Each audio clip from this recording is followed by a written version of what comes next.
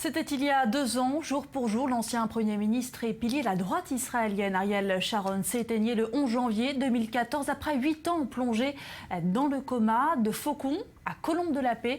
Jonathan Serrault revient sur son parcours atypique. Fils de juifs russes immigrés en Palestine mandataire en 1922, Ariel Schenerman, de son vrai nom, s'engage à 14 ans dans le Haganah, l'organisation juive d'autodéfense. Fort de ses succès militaires lors des guerres des 6 jours et de Kippour, Ariel Sharon se lance en 1972 en politique en tant que député du Likoud fraîchement créé. La défense de la patrie chevillée au corps, il accepte le poste de conseiller spécial à la sécurité offert par le Premier ministre de l'époque, Yitzhak Rabin, pourtant adversaire travailliste. Il revient toutefois au Likoud en 1977 avant de le quitter à nouveau en 2005 pour fonder son propre parti, Kadima.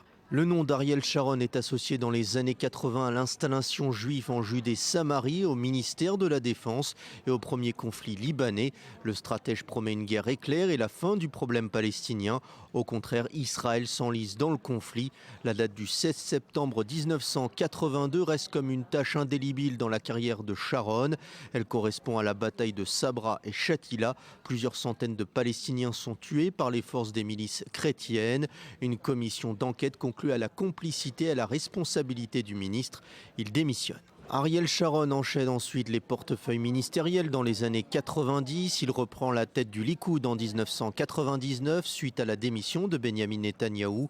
L'année 2020 marque un tournant dans son histoire avec le pays. Sa visite sur l'esplanade du Mont du Temple est contestée. Pour beaucoup d'observateurs internationaux, elle constitue le déclenchement de la seconde intifada.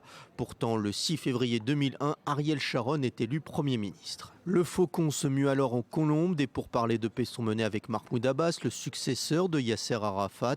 En août 2005, il décide de l'évacuation des localités juives présentes dans la bande de Gaza.